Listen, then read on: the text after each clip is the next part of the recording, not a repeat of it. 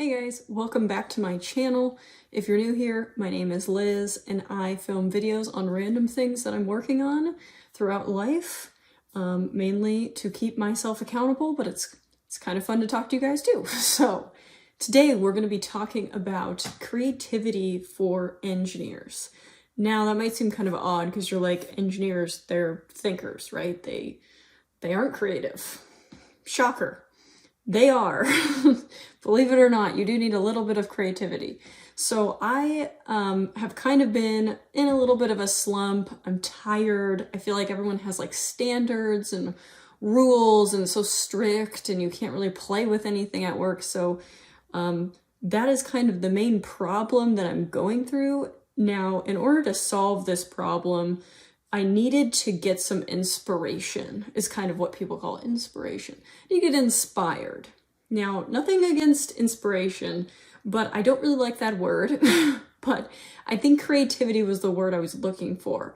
I just needed something. I just felt like it was so robotic, you know, and these people that are older, they just shit on you all day long and it's exhausting. So I needed some youth. I need some youth in me. I needed like a little cure. So I read The Creative Cure. So if you look at my screen here, I read this book right here, The Creative Cure. That's kind of what sparked this like reading frenzy because I ended up reading 3 books. The first one is The Creative Cure. Then that led me to The Artist's Way, and then that led me to The Listening Path. So we'll get into these in a little bit. In The Artist's Way, I'm going to do a book like review on it, part of the Notion book club, so just keep your eye out for that because I have not put in my notes into Notion yet here, but The Creative Cure I did. So if we open this bad boy up, here's The Creative Cure, How Finding and Freeing Your Inner Artist Can Heal Your Life. I read it on March 24th, complete. It's by Jacob Norby, self-help psychology memoir. It's kind of a mixture of a lot of things, which is what kind of led me to this book. It was so good, and I just felt like it was like rejuvenating. It felt good, you know? So basically this book is about how to kind of cure your creative self and how it's kind of childlike. And a lot of people lose this like childlike behavior when they become adults, which I thought was fascinating. So here's one of my favorite quotes. So it says, call to mind your favorite artist, musician, writer, painter, whatever. These artists seem not to care what other people think as they express themselves larger than life. In larger than life ways, we celebrate their spontaneity and their eccentricity, yet most of us are terrified to offer ourselves the same kind of freedom. Meanwhile, we wait for permission to explore the truth of who we really are. Now, it sounds kind of like wordy, but the point is you don't have to wait to go do your kind of crazy ideas. You can go do your crazy ideas while being employed in like a normal way and then also take random computer science courses on the side, which is what I'm doing and how I'm like expressing my creativity or any type of creative task, right? You could be an artist or you could be into music and it doesn't even have to be art related. It could be like engineering, like maybe you like to fix cars, maybe you like to do mechanics on your side. So I just thought this book was super good and I wanted to share it with you guys. So The Enemies of Creativity, Socialization, Traumatic Experiences, Rejection. It was super freaking good. But this led me to another book called The Artist's Way. And that's by Julia Cameron. It's like an oldie but a goodie is what I've heard. And then I read it and it was phenomenal. So you can kind of see some of my notes here. I'm mainly going to go over 2 ways to fix your creative self and kind of bring it to life again. The first one is artist dates. So it's kind of weird. So the first kind of like tip in order to get you like feeling more creative, you need to fill your well, is what Julia Cameron says in her book. So in The Artist's Way, she says you need to fill your well of creativity with lots of different subjects, lots of different items. And by that, it means you go on dates with yourself.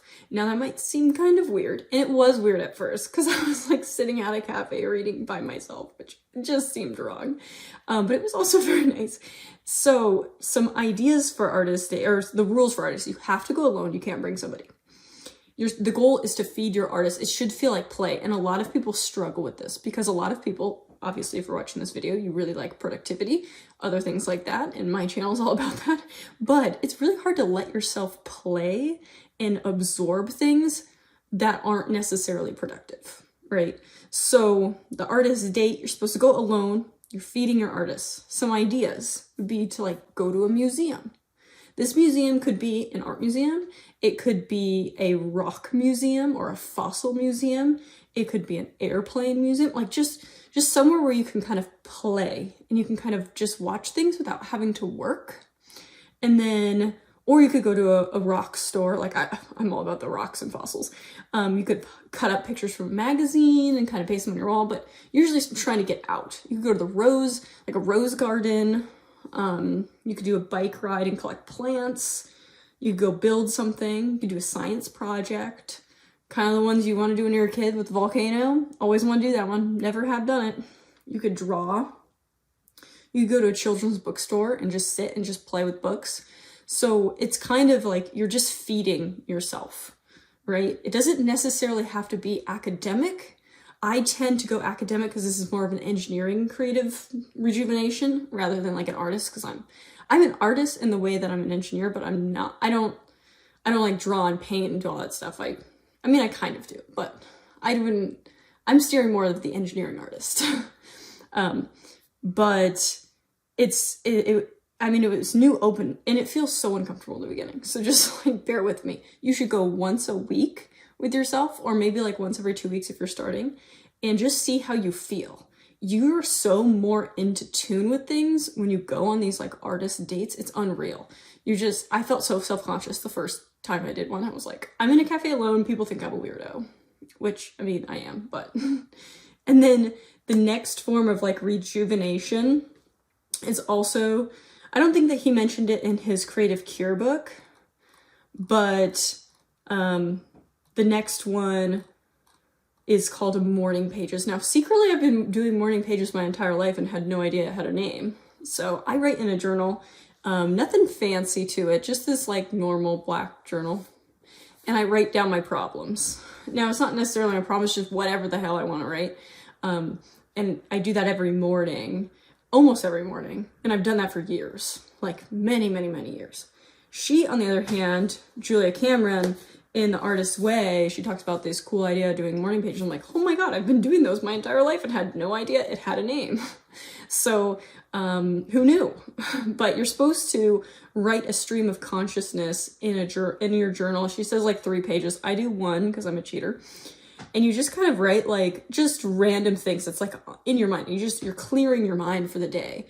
And the reason you do it in the morning, not at night, is because if you do it at night, you're recapping your day. You're not helping yourselves.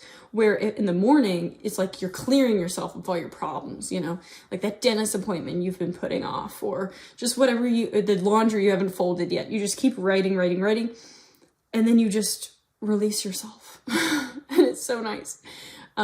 So those are the 2 main ways to kind of get yourself out of this like creative rut, or to introduce a little more creativity into your life. Now, as far as this relating to engineering, everything is related, okay? So like, you always want to come up with new ideas. There's always cross-discipline, that like one thing over here relates to an engineering concept over here. Like maybe one thing in sewing is like, it like lights a light bulb that you wouldn't have realized it's related to engineering, but you learned it when you were like sewing a pillowcase for fun. So that is why. And then it also kind of goes back to that book called Range. Here, where you want to stay kind of broad. I mean, you want to be detailed, don't get me wrong, but you want to stay somewhat broad in order to like see the connections between different disciplines. And that's the science of like expertise. Obviously, I don't have notes in here. I need to grab that book and throw them in there. But those are 2 main ways to kind of rejuvenate your engineering creativity per se.